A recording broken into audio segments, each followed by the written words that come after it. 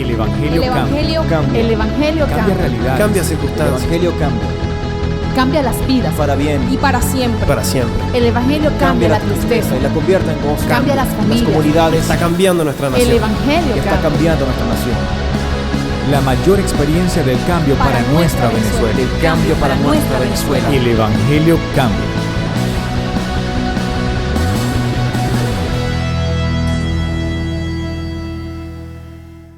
Cualquier cosa que Dios quiera hacer en el futuro va a requerir nuestra fe. Nuestra fe en lo que Él dijo. Nuestra fe en lo que Él es. Nuestra fe en lo que Él hará. Y si hay algo que posiblemente puede estorbar en un futuro, es nuestra falta de fe. Jesús reprochó al menos 3 veces a sus discípulos acerca de su poca fe. Una de ellas lo dijo con bastante enojo y dijo Jesús: ¿hasta cuándo los he de soportar? ¿Hasta cuándo los he de soportar? Hombres de poca fe, ¿hasta cuándo los he de soportar? Y leyendo esto me doy cuenta que Jesús toleró que Judas lo robara. Jesús toleró que Pedro lo negara. Jesús toleró discusiones estériles de competencia ministerial dentro de su grupo. Pero a la hora de ver poca fe, no lo toleró. Y se enojó. Y dijo: ¿hasta cuándo he de soportarlos? Si hay algo que estorba y molesta a nuestro Dios, es poca fe, o ninguna fe, o falta de fe. Porque la fe es lo único que agrada a Dios. Y si hay algo que tenemos que observar en los próximos días, es que creamos en lo que Dios está diciendo. Los apóstoles no sabían a qué se enfrentaban. Ellos pensaban que, bueno, les tocaba hacer algo. Cuando empezó la iglesia gentil a creer, vinieron y le dijeron: los gentiles están creyendo aún más. Los gentiles están recibiendo la promesa del Espíritu Santo. Y los apóstoles se reúnen, se ven la cara unos a otros, se encogen de hombros, dicen: ¿qué es lo que vamos a hacer? Uno de ellos se le ocurre decir: bueno, digamos algo, tenemos que decir algo, somos los apóstoles de Jerusalén, así que vamos a decir algo. Yo digo, no sé cuál se atrevió a decir, que se abstengan de sangre y de ahogado y ya, y que lo demás que lo dejen así. Una tontería. No se corresponde a ningún movimiento espiritual eso que dicen los apóstoles: absténganse de sangre y de ahogado. Por demás pueden hacer lo que vayan haciendo. Eso indica que ellos mismos no sabían qué etapa seguía este mover. Ellos no sabían qué iba a suceder mañana. Ellos estaban tan abrumados como tal vez yo lo estoy hoy. Lo que no quiero es imponer cosas que no tienen que ver con el mover. Los apóstoles lo lograron hacer. Dijeron que no coman nada de sangre ni de ahogado. Eso no hace a nadie más espiritual. Eso tampoco bautiza a nadie en el Espíritu Santo. Eso no cambia a nadie. Pero a ellos se les ocurrió decir algo. De repente, cuando somos usados por Dios para hacer algo importante, queremos imponerle nuestro toque personal. Y eso es un grave error. Nosotros no estamos llamados a marcar un avivamiento. Estamos llamados a creer por un avivamiento, pero nunca a marcarlo. Y eso es algo de lo cual me quiero cuidar muchísimo en estos próximos meses y años. Así que hay algo o hay cosas que pueden convertirse en un estorbo para tu fe o en un limitante. Por eso quiero darle 4 puntos solamente que pueden destruir los límites de tu fe. ¿Por qué? Porque la fe no tiene límites, pero la fe se le impone los límites del que la posee. Voy a volver a repetir eso. La fe no tiene límites, pero a la fe se le imponen los límites del que la tiene, o del que la posee, o del que la ejerce. De otra forma, la fe no tiene ningún límite. No tiene ningún límite. Si usted busca Hebreos capítulo 11 verso 3, verá que no tiene límites. Dice: por la fe entendemos haber sido constituido el universo por la palabra de Dios. Si se lo parafraseo, en otra versión dice: por la fe es que podemos entender que todo el universo fue creado por la palabra de Dios. Eso indica que la fe es el espíritu creador de Dios. Es el agente que crea todo lo que se dice. Todo lo que Dios dice con su boca, la fe lo crea. Vamos a entender que la fe es, según Hebreos 11:3, la fuerza divina más poderosa que existe. Óigame, la fe es la fuerza divina más poderosa que existe. Es tan poderosa que, vuelvo a repetirle, dice el escritor de Hebreos, que entendemos que todo el universo fue creado por la palabra de Dios, pero por la fe. Por la fe. Por la fe en esa palabra. O sea, es poderoso saber por Hebreos 11:3 que Dios cree lo que Él dice. Y como cree lo que Él dice, se hace en el poder creativo de la fe. Dios mismo está hecho de fe. Y cuando Él habla, se hace porque Él cree lo que Él dice.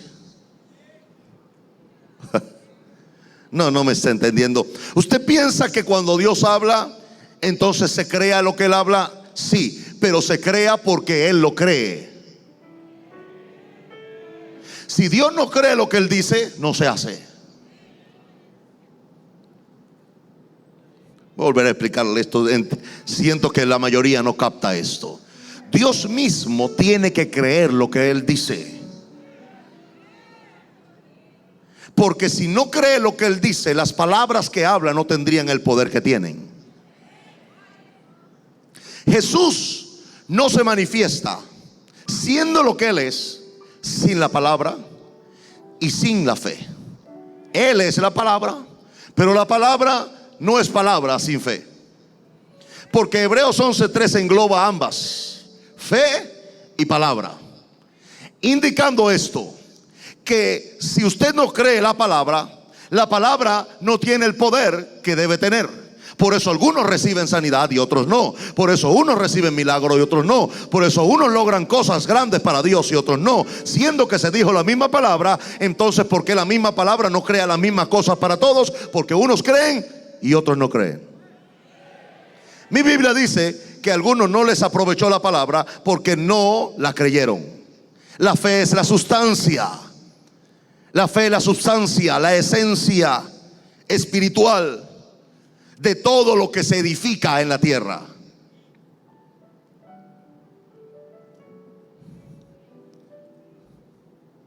La fe es la sustancia espiritual de todo lo que se edifica en la tierra. ¿Por qué? Porque Dios edificó en la tierra con la fe en su propia palabra. Yo no sé si hay otro método en el cielo o si hay otro método en Marte, Urano o Neptuno, pero en la tierra funciona solo así. Se habla la palabra y se cree la palabra para que la palabra crea lo que yo creo. A ver si me expliqué. En la tierra se dice la palabra y se cree la palabra para que entonces la palabra cree lo que yo creo. Cree de crear lo que yo creo de fe. Es así que Dios hizo todo el universo. Y cuando digo todo el universo, no se refiere solo a la tierra, sino a todas las galaxias del mundo. Y yo puedo creer que el método para la tierra puede ser el mismo método para todo el universo, porque todo el universo fue creado con el mismo sistema de Dios. Primero Él lo habla, cree lo que habla, y lo que habla crea lo que Él cree.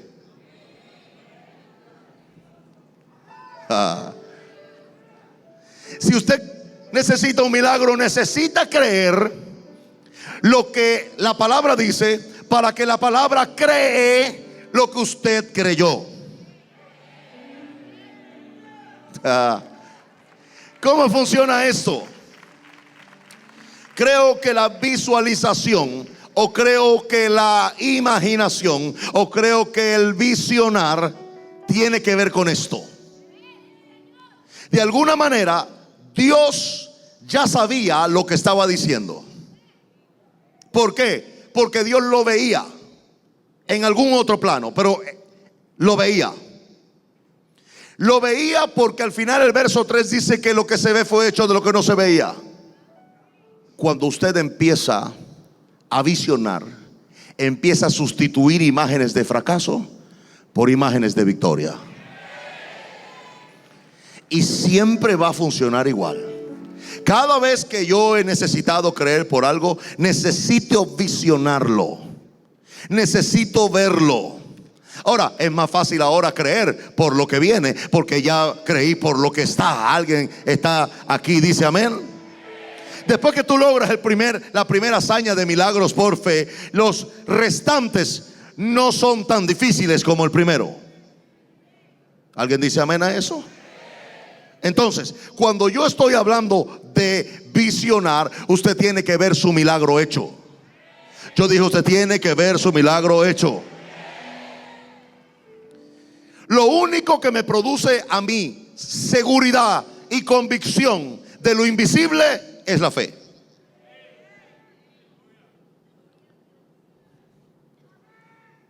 Crea, por favor. Lo único que a mí me produce, vuelvo a repetir, convicción, seguridad de lo que no se ve, es lo que yo creo. Por eso alguien que cree no se defrauda y no se deprime. Por eso la fe está fundamentada en su palabra, no en la mía, no en la suya. Porque usted y yo hablamos muchas veces no de lo que creemos, sino de lo que sentimos. Pero como Dios es fe, lo que Él habla, eso se convierte en eternidad de manera inmediata. Por eso la fe suya y mía deben estar establecidas sobre el absolutismo de la palabra de Dios. Porque esa palabra no cambia. Es tan absoluta que el cielo y la tierra pasarán, pero su palabra no pasará. Es tan absoluta que se seca la hierba, se marchita la flor, pero la palabra de Dios permanece para siempre. Por eso usted debe cuidarse de poner su fe solo y nada más que en la palabra de Dios. Por eso todo lo que se ve fue hecho de lo que no se veía, por el absolutismo de la palabra de Dios y la fe que ejerce Dios en su misma palabra. Por eso Dios no está comprometido con tu palabra, porque sabe Dios que tú eres inestable como tu palabra. Pero sabe Dios que su propia palabra es estable como Él es estable. Y si Dios busca algo donde poner la fe de Él, será en su misma palabra. Dios no se arriesga a poner su fe en tu palabra. Dios se asegura de que lo que Él dijo sea eterno. Y como es tan estable, Dios pone su fe en algo estable. Por eso la fe suya y mía debe estar puesta sobre el absolutismo de la palabra de Dios. De esa manera usted será tan estable como la palabra de Dios. ¿Escucho aménes aquí? Estable. Algo absolutista. Juan 1, 1, 2 y 3. Dice que en el principio era la palabra, y la palabra era con Dios. Era con Dios. O sea, Dios y la palabra estaban unidos. Y esa palabra, como estaba unida a Dios y Dios era con ella, también era Dios. Entonces empieza a aclarar: todas las cosas por Él fueron hechas. Y está hablando ahora del absolutismo de la palabra de Dios. Todas las cosas fueron hechas por la fe en esta palabra. Y dice que sin Él nada de lo que ha sido hecho fue hecho. Ahora me sorprende que empieza hablando de la palabra y termina hablando de Jesús. Empieza hablando de la palabra, que es el verbo, y termina hablando de Él, hablando de Jesús. Lo que comienza como una palabra termina como una persona. Y esa persona encarna no la palabra, no, sino que esa palabra, que es Él, se convierte en carne. No tiene nada que ver en este sentido la deidad de Dios. Solamente da una simbología. la palabra fue hecha para vivir en carne.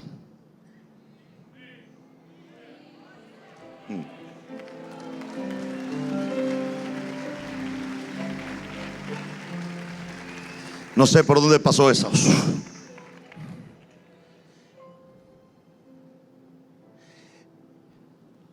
Esa palabra, por decisión divina, tiene el destino y propósito de vivir en carne. Por eso esa palabra viene y vive en un cuerpo de carne. Pero como ya fue hecho para eso, entonces resucita y se sienta a la diestra del Padre. Pero la palabra, que es Él, y Él es la palabra, ahora habita por la fe en nuestro corazón. Ese es el destino de la palabra, y por eso la palabra se hace carne y habita entre nosotros. ¿Y por qué? Porque para que la fe sea efectiva, necesita la palabra en el corazón. Sin la palabra en el corazón no hay fe, porque la fe viene por el oír la palabra de Dios. Pero Dios se aseguró que todos tuviéramos fe. Por esa razón, aún gente que no conoce la Biblia, cuando nosotros pensamos que solamente la fe viene por la palabra, por el oír la palabra, y hay gente que viene a Jesús y reciben a Jesús y en 3 días reciben un milagro, no saben un verso bíblico. ¿Por qué le funcionó la fe? Porque la palabra no la saben, la tienen viviendo en el corazón. Por eso todos pueden tener fe. Por eso la fe puede ser ejercida por todos los que reciben a Jesús como su Salvador. Por esa razón, en Juan 1:1 hay una tremenda verdad. La palabra sin la carne no produce nada, porque se requiere la fe. La única forma que la palabra haga algo, o que la fe haga algo sin la palabra, es cuando proviene del mismo Dios. Si no, no puede hacer nada. Por eso Dios creó el universo por la fe en su palabra. Y aún así, la palabra en este verso es Jesús. La palabra en este verso es Jesús. Por eso tú lo que hablas, todo lo que tú hablas, proviene de ti. Y la Biblia registra eso como tu propio hijo. Todo lo que hablas puede ser tu hijo. ¿Cuándo no es hijo? Cuando son palabras necias. Pero cuando está acompañada de fe, todo lo que hablas en fe se convierte en tu hijo. Tú lo das a luz al hablarlo. Oh, Señor.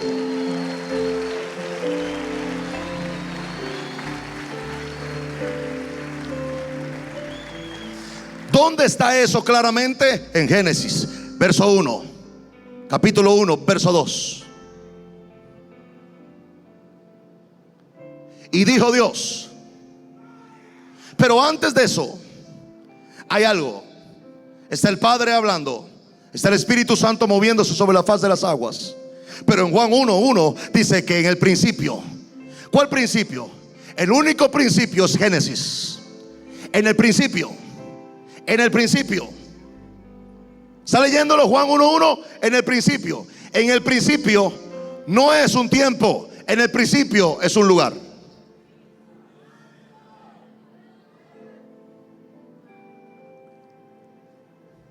Padre Santo, ayúdame. Ok. Mi hija está sentada de derecha a izquierda Yo quiero que lo ubiquen. Está sentada de derecha a izquierda al principio de la fila. ¿Qué es al principio?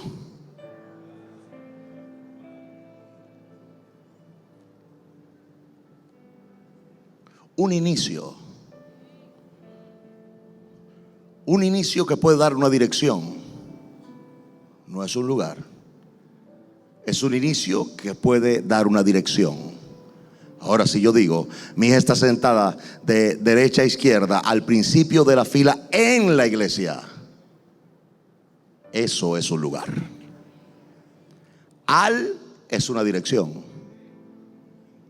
En es un lugar.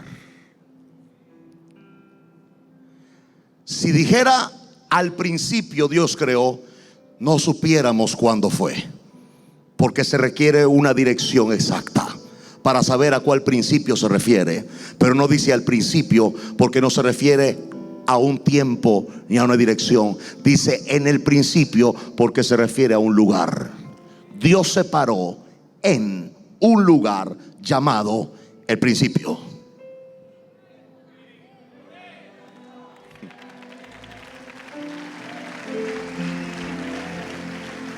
¿Dónde está usted ahora? ¿Dónde está? En la iglesia. Cuando usted lo llaman ahora o le preguntan ¿dónde estás ahora?, usted diría estoy en la iglesia. Si usted va a Génesis 1 verso 1, dice en el principio. Es un lugar, no un tiempo, un lugar. En el principio fue el sitio geográfico, espiritual o como quiera, que Dios separó. ¿Para qué? Para crear. Es un lugar. Y un día lo vas a ver en el cielo. Hay un lugar en el universo que se llama el principio. Y desde ese lugar se crea. Oh Señor. Desde ese lugar se crea todo lo que se ve. Y se trae del lugar de donde no se ve. Es un lugar. En ese lugar Dios se paró en Génesis 1:1. Y cuando se paró ahí, el estado de la tierra era que estaba desordenada, vacía y en tinieblas. Pero había un informante de primera línea que se llama Espíritu Santo. Y aún en esas condiciones paupérrimas y críticas, donde habían tinieblas, desorden, Él se movía sobre ese lugar. Porque siempre que el Padre va a crear algo en la tierra, primero el Espíritu Santo viene sobre ese lugar y se posa sobre ese lugar.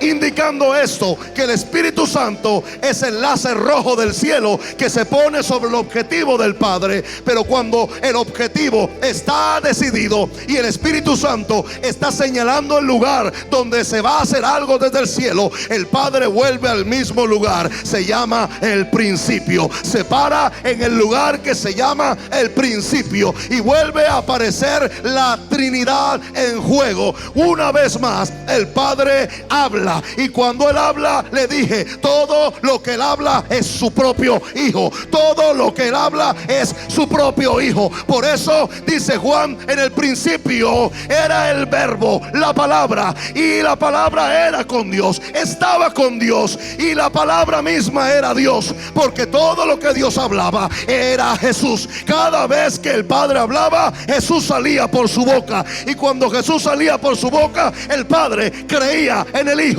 Y el Hijo entonces le decía al Espíritu Santo: haz que los tierra y los mar se separen. Haz que esto suceda. Haz que esto suceda. Y eso no ha dejado de parar o de pasar. Ahora mismo, ayer tal vez, el Padre se paró en el principio y Jesús entonces habló, porque Él es la palabra de Dios. Y cuando Él habla, el Padre cree en lo que Él habla. Y cuando el Padre cree en lo que Él habla, el Espíritu Santo Santo lo ejecuta donde sea que el Padre haya puesto los ojos.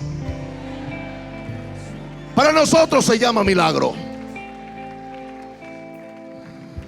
Cada vez que Dios quiere crear algo en la tierra, va a ese mismo lugar, se para en el principio. Cada vez que el Padre se mueve al principio y se para en el principio, todo el infierno tiembla, ve hacia el cielo. Satanás le dice a sus demonios: el Padre se paró y va caminando hacia el mismo lugar, el principio. Eso indica que algo va a empezarse a hacer en la tierra.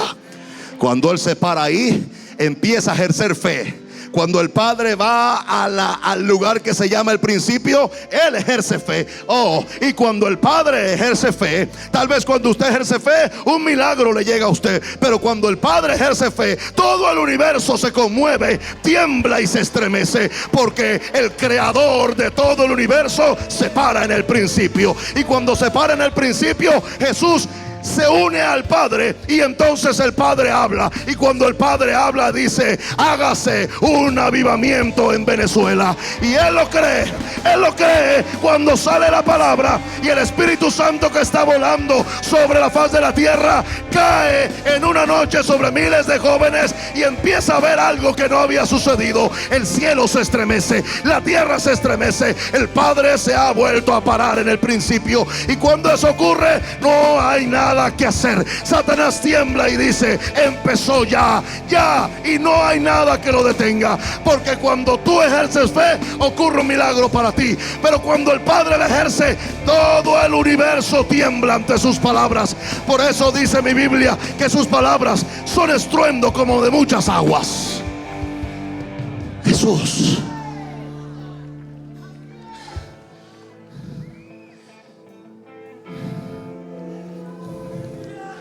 Entonces Jesús le dice al Padre: ¿cómo haremos? Porque este pueblo no conoce la palabra. Lo ven como letras juntas escritas en un pergamino. El Padre le dice: la única forma de que este pueblo o esta humanidad obtengan milagros, obtengan lo que nosotros tenemos para ellos, es que la palabra habite, no aquí, sino aquí.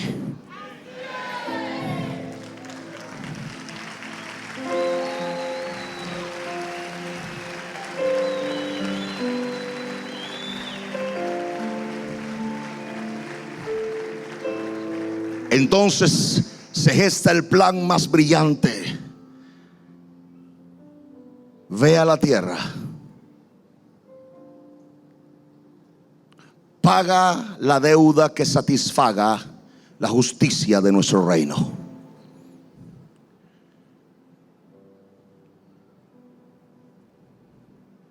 Y haz que crean en ti. Porque al creer en ti,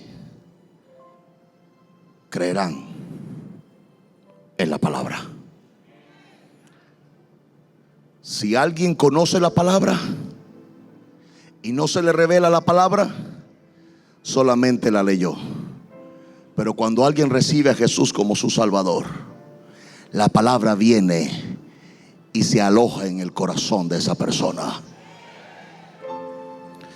Desde ese momento en adelante empieza la obra del Espíritu Santo, porque es Jesús el que decide dónde se va a mover en la próxima vez. Y cada vez que Jesús entra a un corazón, el Espíritu Santo viene y cae sobre esa persona. Es la única señal que reconoce el Espíritu Santo para empollar un milagro. Cuando Jesús entra al corazón de alguien. Ahora, cuando es Jesús, no solamente entró al corazón de alguien, sino que la mayoría de esa nación lo abraza. Entonces viene Apocalipsis 21 y las naciones que fueron salvas. ¿podía usted creer? Pero déjeme explicarle algo. Una vez que usted entiende toda esta dinámica de la fe, podrá saber entonces que no hay tiempo que perder. Diga conmigo: no hay tiempo que perder. Tenemos que apurarnos en el paso. ¿Cómo voy a hacer para destruir todo obstáculo de mi fe? Voy a comer de día y de noche este libro. Voy a comer de día y de noche este libro. A comer y a comer y a comer y a comer de este libro hasta que mate de hambre la incredulidad. Va a morir de hambre, porque mientras yo coma de este libro, mi fe será alimentada diariamente y mi incredulidad será asesinada de hambre. ¿Alguien va a matar la incredulidad de hambre?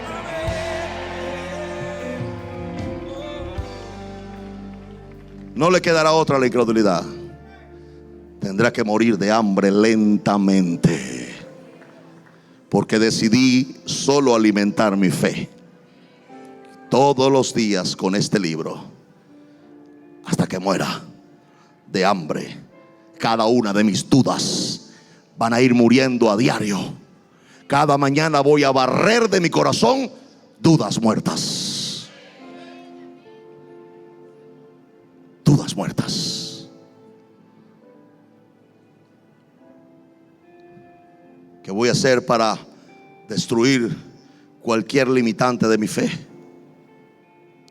Voy a tener una comunión estrecha con el Espíritu Santo a diario,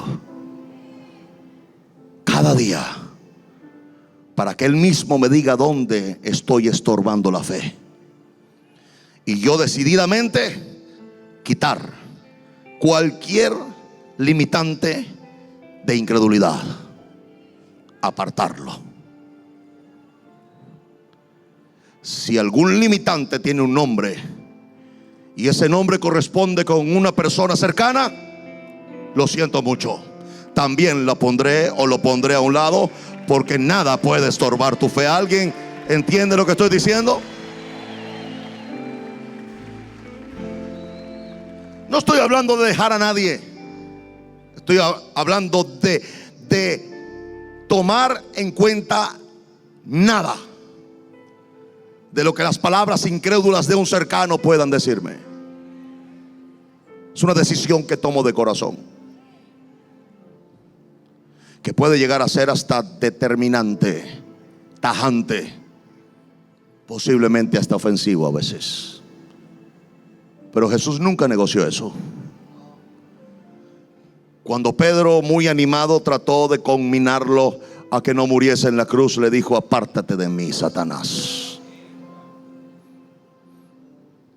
Tal vez Pedro, asombrado, le diría: Señor, no estoy endemoniado, no tengo ningún demonio, no tengo nada malo en mí, porque si no hubiera caído echando espuma por la boca aquí al lado tuyo. Pero Jesús no reconoció un demonio, reconoció una actitud. Uy, eso sí que le va a partir la religión en cuatro. Jesús no atacó un demonio. Jesús repudió una actitud y se la dice de inmediato: ¿por qué no piensas sino solo en las cosas de los hombres y en las cosas de la tierra? Y eso, aunque no es un demonio, se alinea a una actitud diabólica que trata de estorbar mi fe, manipulando mis sentimientos. Así que, Pedro, no te comportas como un hombre de Dios, te comportas como un vulgar diablo. Y no había demonio en él, no había demonio en Pedro, solo una actitud reconocida que no era de Dios. Así que todo lo que puede estorbarle a Dios y que venga como una actitud diabólica debe ser apartada debe ser rechazada y debe ser puesta a un lado. Y eso te lo va a revelar el Espíritu Santo. Si tú tienes comunión con Él, el mismo Espíritu Santo te va a decir: no sientas eso, no cooperes con ese sentimiento, porque te va a dañar, va a estorbar tu fe. No podrás fluir con lo que Dios quiere. Y eso sí requiere una vigilancia diaria. ¿Dice alguien amén a eso? ¿Cómo voy a eliminar limitantes de mi fe? Ubicando en mi mente todos los argumentos que desafían lo que yo estoy creyendo. Repito, eso es poderoso. Voy a ubicar en mi mente todos los argumentos que desafían lo que estoy creyendo con mi corazón. En este punto ya no es lo que creo con lo que pienso. No. Esa es la lucha común. De lo que hablo ahora es ubicar en mi propia mente pensamientos y argumentos que atentan contra lo que cree mi corazón. Puede llamarlo antivirus, puede llamarle anticuerpo, yo le llamaría antiduda. Usted mismo los ubica en su mente. Usted sabe lo que usted piensa que atenta contra su milagro. Esa duda que se levanta en su mente y que no está en su corazón, pero si no la ataca en su propia mente, puede pasar a su corazón. Así que usted va contra esa duda. Inmediatamente cuando usted está esperando una sanidad y tal vez usted ve algún síntoma, su mente dice: ves, eso no es ninguna sanidad. Pero entonces no es su corazón que está dejando de creer. No, tu corazón sigue creyendo, pero tu duda por un argumento racional de algo que estás viendo te empieza a hacinar, te empieza a agobiar, y debe venir otro argumento que pueda destruir los argumentos que se levantan contra tu fe. ¿Qué argumento? La palabra de Dios. Y le dices a ese argumento: escrito está, por su herida ya yo estoy curado.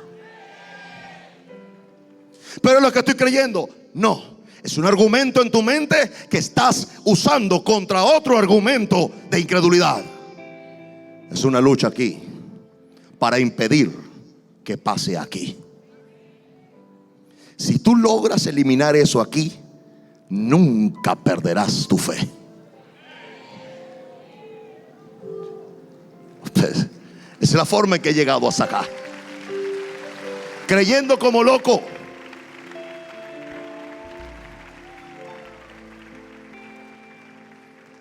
Cada vez que se levanta una duda y yo la ubico en mi mente, no espero a que ella entre en el caudal de fe de mi corazón. No. Sino que apenas se levanta esa duda, entonces tengo en mi mente antivirus que están persiguiendo todo argumento que se levanta contra el conocimiento de Dios. Y cuando mi mente ubica un argumento contrario a mi fe, yo mismo en mi mente levanto un argumento, contraargumento, que puede ir contra ese argumento y destruirlo antes que llegue a mi corazón. Oh, si usted aprende esto.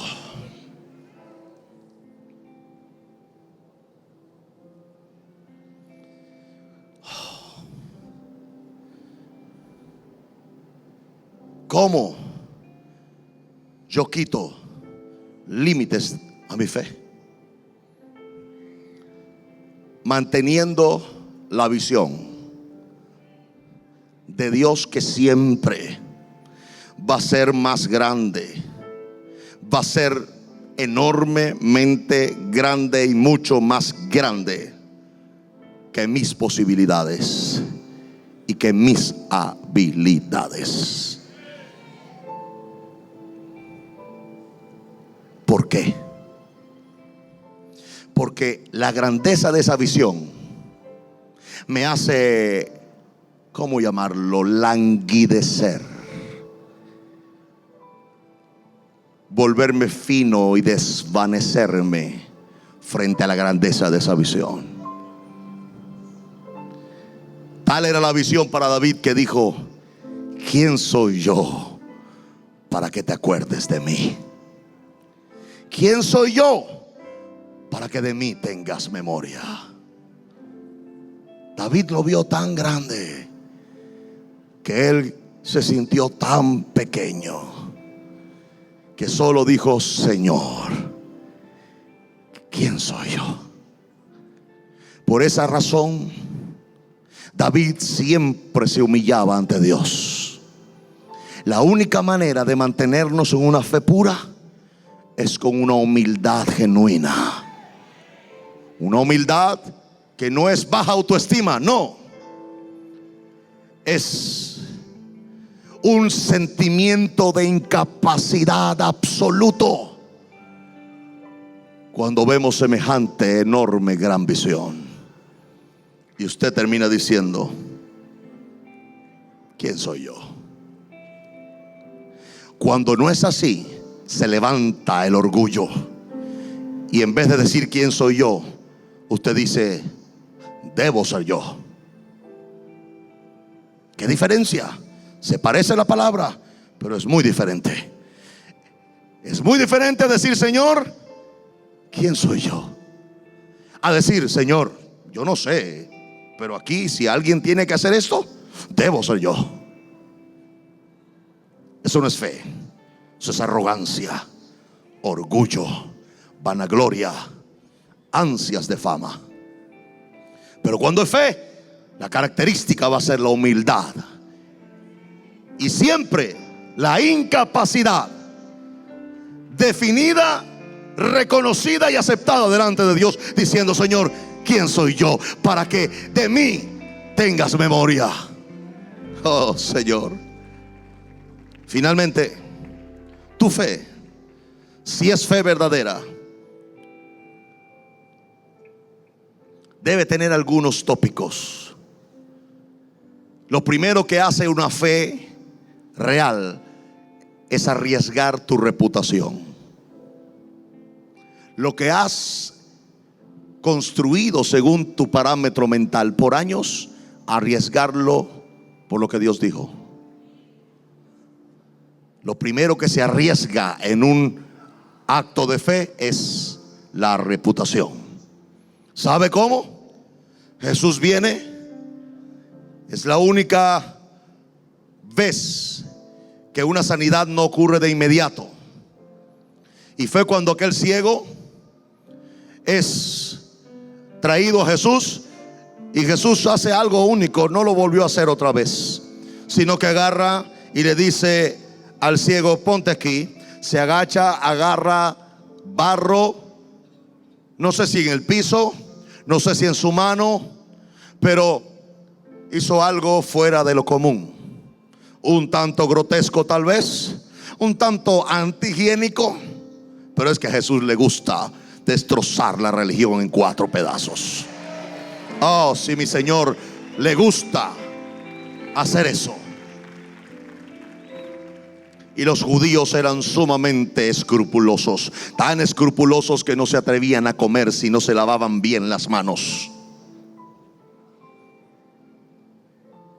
Jesús ve a la multitud, ve a los fariseos, y viendo a los fariseos a los ojos, hace: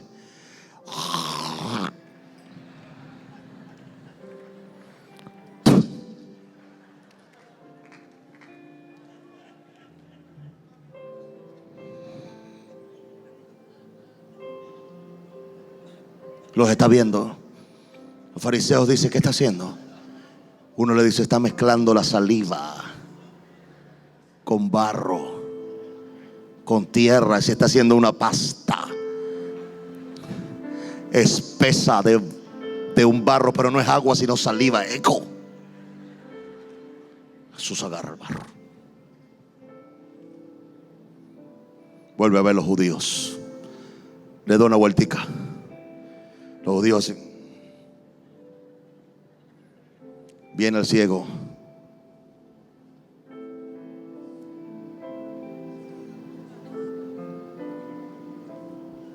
y ve a los fariseos. Los fariseos tienen cara de esta.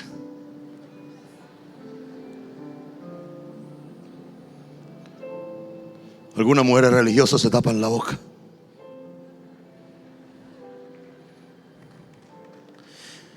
Y el ciego siente que algo le pusieron, él no ve.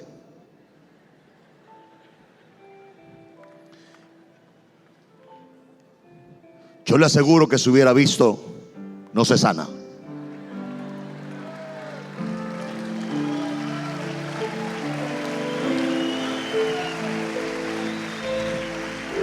Porque la fe no ve, la fe cree. ¿Alguien dice amén a eso? ¿Alguien dice amén a eso?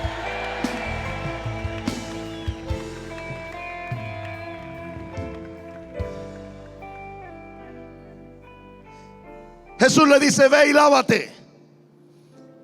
El ciego lo llevan, se lava. Wow.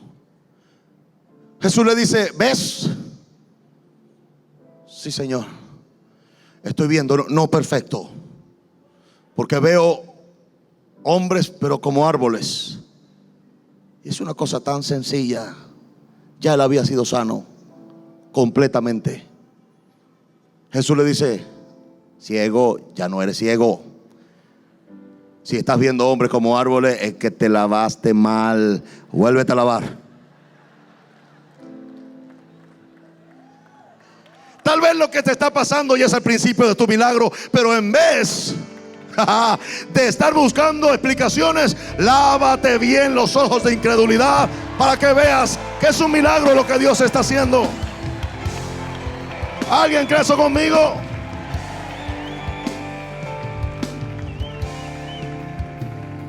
Lo primero que la fe arriesga es la reputación. Lo segundo que la fe arriesga es la credibilidad. Y lo último que la fe va a arriesgar son tus recursos. Reputación en riesgo, credibilidad en riesgo. Pero hay otra cosa que se arriesga: recursos económicos, grandes recursos económicos. Son capaces muchos de arriesgar reputación, y está bien, van bien. Algunos arriesgan credibilidad, sí, van bien. Pero cuando llegan a este punto, ahí es cuando la piensan mejor. Y dicen: no, yo como que no hago eso, eso es mucha plata. Sorprendentemente, la gente se detiene más a pensar en el momento de meterse la mano en el bolsillo que en el momento de arriesgar su reputación o credibilidad. Así que yo puedo pensar que la máxima expresión de fe es cuando tú te metes la mano en el bolsillo y inviertes en algo. Porque nadie invierte en lo que no cree. Se requiere fe para invertir en algo. Y dar para Dios no es despojarse, es invertir. Así que el momento crucial llega para saber si es fe o no. Y si algo está estorbando tu fe, muchas veces ya no está en tu corazón, ya no está en tu mente, ya el obstáculo está en tu bolsillo.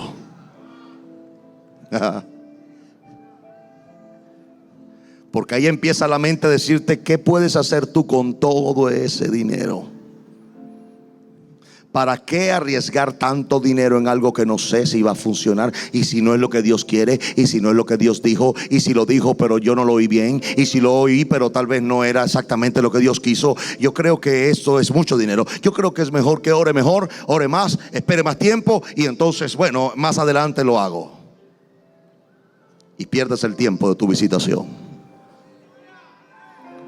por no arriesgar tus recursos.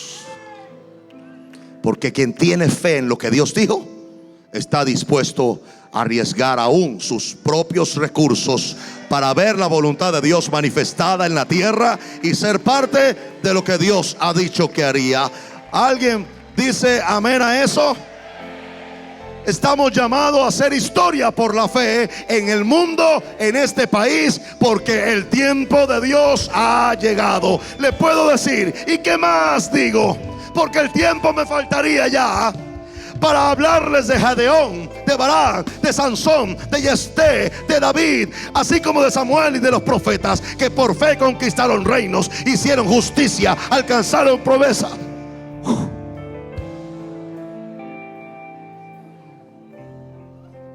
Evitaron filo de espadas, sacaron fuerzas de debilidad, se hicieron fuertes en batalla, pusieron en fuga ejércitos extranjeros. Pero yo digo que Hebreos 11 no termina ahí. Yo digo que Hebreos 11 tiene un paréntesis y está destinado para esa generación que se va a atrever a arriesgarlo todo por lo que Dios dijo, que van a arriesgar reputación, van a arriesgar credibilidad y van a arriesgar recursos para hacer que el reino de Dios venga a la tierra, que se haga su voluntad en este lugar y para hacer que el nombre de Jesús sea famoso. ¿Alguien va a hacer eso? ¿Alguien va a hacer eso? ¿Alguien va a hacer eso? El Evangelio cambia. El Evangelio Cambia cambia. realidades. Cambia circunstancias. El Evangelio cambia. Cambia las vidas. Para bien Y para siempre. para siempre. El Evangelio cambia la tristeza. y la convierte en gozo. Cambia las familias. comunidades. Está cambiando nuestra El nación. Evangelio Está cambia. cambiando nuestra nación. La mayor experiencia del cambio para nuestra Venezuela. El cambio para nuestra Venezuela. El Evangelio cambia.